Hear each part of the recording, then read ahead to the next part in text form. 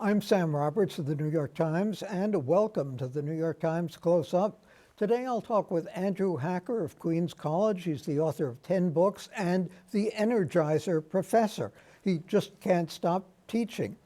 But first, homelessness in New York City. It's an issue that's impacting tens of thousands of people. The influx of migrants complicates the situation even further. And now Mayor Adams seeking to suspend a portion of the city's right to shelter laws, an effort to help solve some of the issues surrounding this tough topic. The Street Homeless Advocacy Project was launched last summer, and we're joined by the brainchild of that project, Norman Siegel, civil rights advocate and former executive director of the New York Civil Liberties Union, and Robert Hayes, Community Healthcare Network president and co-founder of the Coalition for the Homeless. And thank you both for joining us. You were both advocates and both spearheading the movement to help the homeless in New York City years ago. And Bob, you turned derelicts, which is what they were called, into homeless people. You were instrumental in the Callahan versus Carey case in 1979 that gave homeless those rights. What is the impact of the mayor's backpedaling now on that decision? Well, not only is he trying to turn the tide backwards with regard to legal rights, he's also, I think, fighting the tide of cultural acceptance of a responsibility in New York City to support people who are suffering from homelessness.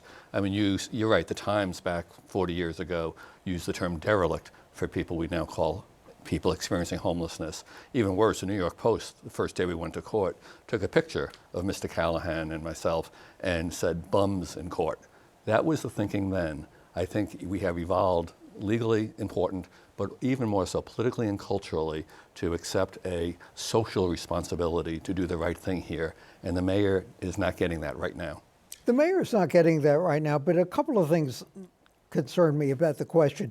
The state constitution in that Callahan decision said it was required that the aid, care, and support of the needy are public concerns and shall be provided by the state. Now, as I recall, it was a small s in state, but why is the city being held responsible instead of the state of New York? Well, it's an absolute miss right now by the city, and the governor seems to be missing in action. Yes, New York City was the defendant along with the state.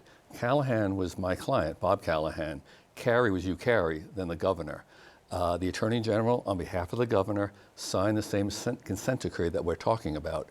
So there are 50-odd other counties in this state that should not be getting injunctions against people the mayor is sending up seeking asylum to their counties, but should be supporting them with the same constitutional obligation that New York City has. So the governor really has to be called to account for not moving that forward. Let me jump in. Go in, Norman. The 1979 decision, which was the first before the consent decree in 1981, has the language that it is incumbent upon the public officials wherever in the state. And Article 17, Section 1 says the state and subdivisions. So first, we argue that the city should be, if they're going to be in court, they should be expanding what Bob did by holding the state and the subdivisions accountable for not providing emergency shelter for people. Second, to some of the counties now that are getting temporary restraining orders, I've told against the city, preventing them from doing what they want to do, because in that 79 decision it says wherever in the state. It doesn't say exclusively in New York City. And so you have twofold. One, take on the larger issue and get the Callahan decision to be expanded, not limited. And second, to those counties, you want to play that game? You're taking the city of New York to court, as I've said to the mayor and the Corp Council, go in and cross-claim and say for 40 years you have not been held accountable for what those decisions in the Constitution hold. Let's get them to have an affirmative obligation to provide emergency shelter for people who are homeless. So let me ask both of you, you're both lawyers, obviously, we can tell already. Should the city sue the other counties and the state? They don't even have to do that. What they've done is they've written to the state Supreme Court saying, we want to, in a Section 1B, we want to limit our obligation. All they have to do is change that paragraph to say that equally responsible for this obligation, affirmative obligation, is the state and the city, and then have the court say to the state, okay, in 30 days, come in with a plan so that New York can figure out how do you coordinate it statewide. Then, if the other counties, there's now something like 38 counties of the 57 that are getting temporary restraining orders, I would say, okay, we'll meet you in court one by one and get those local courts, and if the local courts won't do it, go to the Court of Appeals if necessary and get an affirmative declaration that those counties have an affirmative obligation to participate in creating emergency shelters. Bob, I'm not sure how many homeless we counted about 40 years ago when the Callahan decision came down. Now there are something like 80,000. We have an influx of something like 65,000 asylum seekers from south of the border. Part of the Adams proposal, Mayor Adams' proposal, said the city wants to ignore or set aside the right to shelter if it lacks the resources and capacity to establish and maintain sufficient shelter sites, staffing, and security to provide safe and appropriate shelter. Does the city have an obligation to have an unlimited supply? Mayor Koch used to say, if you build it, they will come. How many shelter sites is the city obligated to provide, and how? Well, first of all, Mayor Koch tried to get out of this, like Mayor Adams is now. And All of lost them did, right? In different ways. And then Mayor Koch built a lot of housing. He built a lot of housing, and he had that interim program that even at the end, he and I agreed was the best thing he did as mayor, and I think it is true. Look, to delegalize this a little bit, ultimately, the right to shelter would be destroyed, eviscerated, if the language proposed by the city was given. The mayor is saying publicly that's not what he's trying to do. We were not obviously completely clairvoyant in negotiating this decree, but we, were aware that things could change. So the very document that the city sent to the court asking to get out of this right to shelter includes an appendix to the consent decree that anticipates emergencies and says, look, come talk to the plaintiff's counsel, now legal aid, when there's an emergency and work out a way to reduce some of the qualitative standards. Shelters are not great in New York, but they're not horrible because there are standards that require shelter, showers and toilets and space between beds and a place to lock your stuff up. Some of that stuff has already gone by with the recent expansion of the shelter system or the sheltering obligation, and that's okay. I don't believe anyone at Legal Aid is fighting tooth and nail around those standards. This is a short-term crisis. These folks, once they're able to get legal permits to work, which I agree with the mayor and the governor and the congressional delegation is critical. The Biden administration should expedite that. I have jobs. There are nurses among these asylum seekers who I'd like to hire because we have health centers all around the city that need nurses. That's true of every hospital. If you go upstate, Newburgh is in Orange County. I had a court order against them too. They forgot about it, I guess. But they too have dying need to fill empty job placements. It's true around the state. It's true in the city. This is something we have to get through and not, if the mayor has his way, have tens of thousands of folks on the streets. No one's going to want that. Wait, just one sec, Bob. So you're saying we should offer shelter to everyone in this temporary emergency, even if we have to lower the standards for the shelters that we're offering? They've already done that. There are some so-called respite centers that lack showers. People get to showers a few days. And these are not folks who are living for years in the shelter facilities. They will do just fine once they're allowed to work, okay? And it's something that we should, keep our courage up. I do praise this mayoral administration for getting the shelter beds opened over the last half dozen months, but they shouldn't lose courage. They should keep at it. Norman? There's so many alternatives when they say lack capacity. We proposed using eminent domain. it's a public benefit, it's a public purpose, it's a public crisis right now. You can seize and condemn some of the vacant hotels around the city and begin to put people in there. There are reports that there are thousands of units now, NYCHR, in the supportive housing plan, private units that are vacant right now. And you can get the city to begin to fill those units with people who are in the shelter system, who are New Yorkers, or the asylum people. There are lots of things that they can do, including putting some legal services programs in effect or supporting them financially that exist today to help the migrants now apply for the work papers, and also for them to fill out a very complicated form for asylum status. So there's a lot of things that the city could be doing, and a lot of the homeless advocates advocate that. I read the letter this morning that Legal Aid sent in response to the city's letter. I found it not only reasonable, but very persuasive, and they ended by saying, look, rather than go into court on this motion, why don't we sit down and begin to figure out, do we have common ground where we can deal with this humanitarian crisis? A lot can be done, more than is being done right now. So why doesn't the mayor do it? That's a good question, and when I talk to the mayor, I'm critical of doing this letter.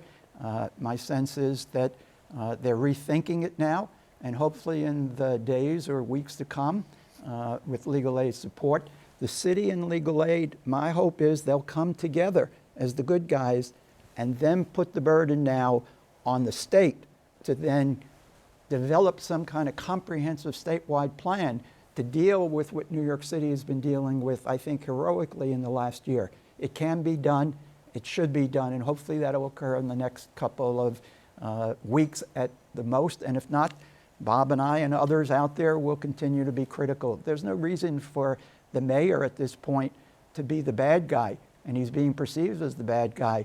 He could be a good guy by doing some of the things that we've been talking about right here. Norman, quickly, another issue that you were instrumental involved in, is when people are hospitalized against their will because they have mental problems.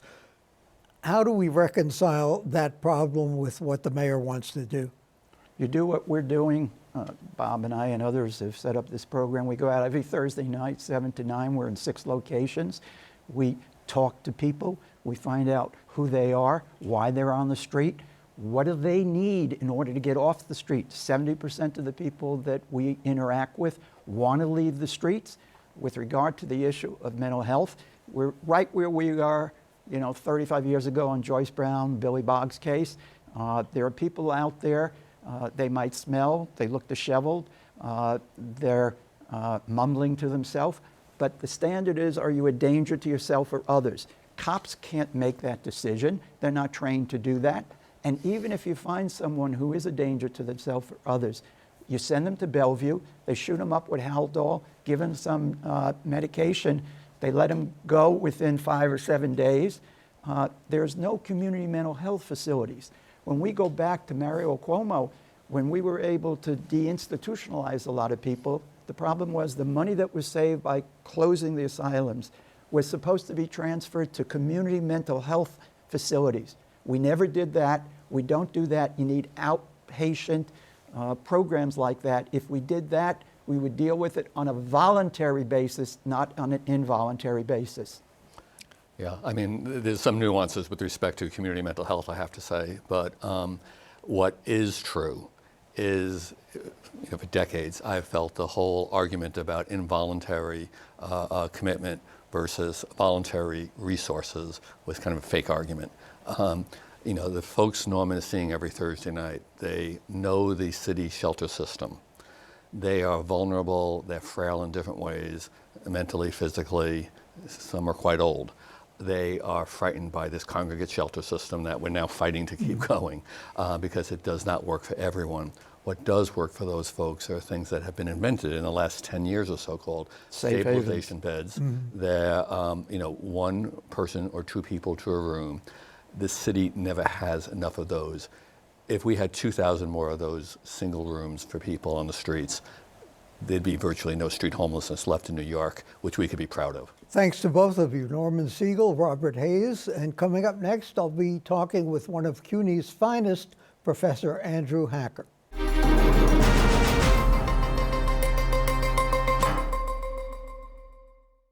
Andrew Hacker is a professor emeritus of political science at Queens College. He's also authored about 10 books, including his New York Times bestseller, Two Nations, Black and White, Separate, Hostile, Unequal. His most recent book, Downfall, The Demise of a President and His Party. And welcome and thank you for joining us. He also wrote Higher Education, ? How colleges are wasting our money and failing our kids and what we can do about it. He wrote that with his wife, Claudia Dreyfus, who teaches at Columbia University in the same classroom where Andrew Hacker's father taught. He went to Amherst, Oxford, University of Michigan, Princeton, and he taught at Cornell, where he was my professor, which is why I have trouble calling him Andrew instead of Professor Hacker. You are teaching, you're 93 years old, you take the bus and subway to Queens College. Why are you still teaching? Oh yes, my round trip is 4 subways and 2 buses. Why am I teaching? What else would I do on a Tuesday and Thursday? I have a friend who's very retired, and I ask, what does he do? And he says, each morning I read the Wall Street Journal very slowly. I discovered an alternative. How is teaching changed for you from when you started to now, to teaching the kids at Queens College? Well, of course, when I started, I was not much older than the students. And I had to learn. I had to, as they say of interns at Bellevue, where they practice on the patients, I practiced on my students, including you, Sam. Yep. Well, now I'm a senior. I really know the tricks of the trade. And do I teach in a different way? Probably not. I present myself, I don't say it in so many words, as a senior authority figure. And they don't have much of that. And in a way, they're a bit in awe. So I have something over the junior teacher. Even when you were practicing, as you put it, at Cornell, you did something that very few professors, at least of mine, did, and that was made me think.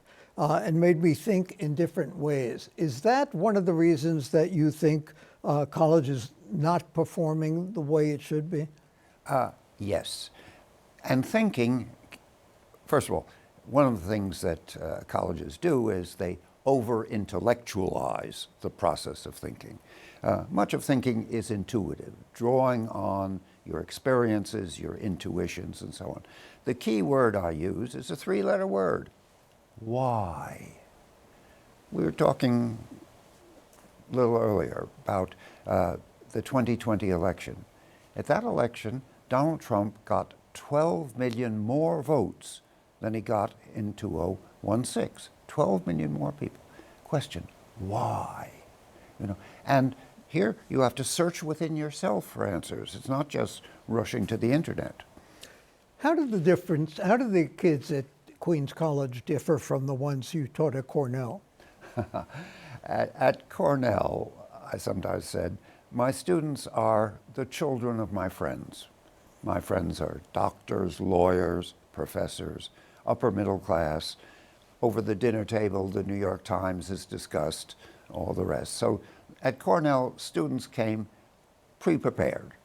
They were ready for a college-type curriculum. Many of their teachers in their suburban high schools were kind of quondam professors.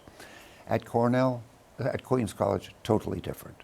First generation, their parents have a hard time or just learning English, but the students are also, how can I put it, hungrier. They really want to make it, and they know they're going to have to do it their best. And I find them doing that. Some of them are recent immigrants, but those who are not, are the city's high schools, the city's community colleges adequately preparing them for a four-year college like Queens? They're adequately preparing them for Queens. I'm not sure that many students from the kind of schools you mentioned should go directly to Yale. In a way, we're a kind of seasoning place. What we do is we show students what college is, how college is different from high school. We have to start there. But over our 4-year period, by the time they get to a senior year, a lot of ours are ready for Yale Law School. When you talk about the fact that kids should not learn math as much as we put an emphasis on it, why is that? Oh. I'm glad to hear it, but why do you say? Well, this is, what should I say, a hobby concern of mine. I wrote a small book called The Math Myth. And what I asked was, why do we make 4 million 10th graders all study algebra? Which we never use again. You will never use it again. Every so often you put an X on something to discover, but that's not algebra. So, well, the arsenal of math teachers and math professors have a whole litany of reasons about how we're in a high-tech age, it teaches you to think and all the rest. Each one of those can be blown away. And one of the problems with the mathematics requirement is it's a gatekeeper.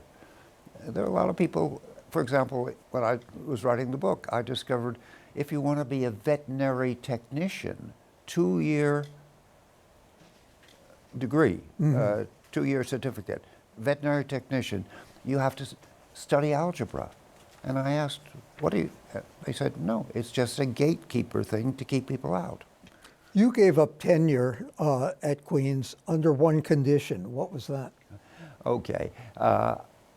In this book you mentioned that I wrote with Claudia Dreyfus, this is what made the book not too popular in academic circles. We came out against tenure.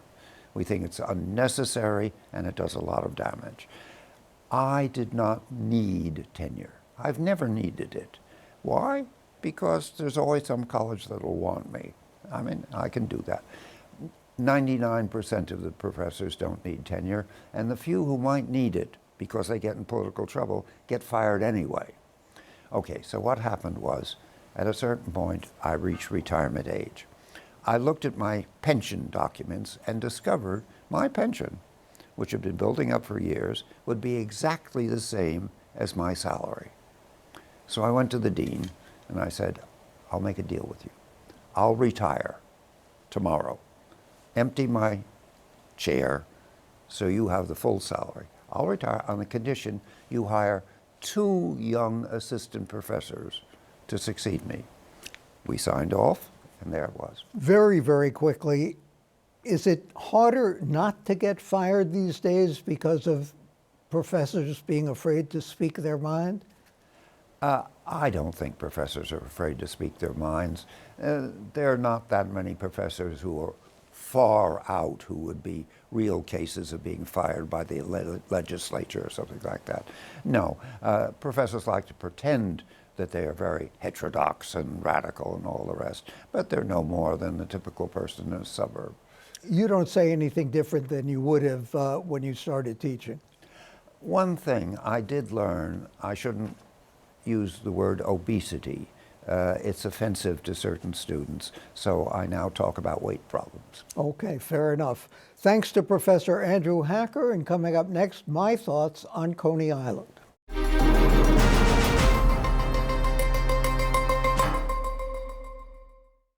Coney Island is a global metaphor for crowds and recreational chaos. But until a century ago, you couldn't get there from here. The beach was private property. Access was controlled by private alleys, toll roads, stairs, barbed wire, and other obstructions. Coney Island was a playground for the wealthy, a sanctuary of grand hotels, racetracks, the Preakness was originally run there, and championship prize fights. In 1913, the state Supreme Court in Brooklyn ruled that the beach belonged to the public. And in 1921, the state transferred the seashore to New York City. The same year, the city authorized the building of a boardwalk. And this season is the boardwalk's 100th birthday. The boardwalk is another treasure that New Yorkers take for granted. In the early 1920s, the Brooklyn Rapid Transit Company extended the subway to the beach. The New York Association for Improving the Condition of the Poor declared that Coney Island offered a grand opportunity to, quote, compensate the industrial classes for the monotonies of their toil, widen their mental and social horizon, and increase their capacity for enjoyment. Not everyone welcomed the immigrant tide. The New Republic complained that the beach had become, quote, one more place from which the native Yankee stock has retreated before the fierce tide of the Southern European and Oriental. When the boardwalk opened in May 1923, it was named for Edward J. Riegelman, the Brooklyn Borough president.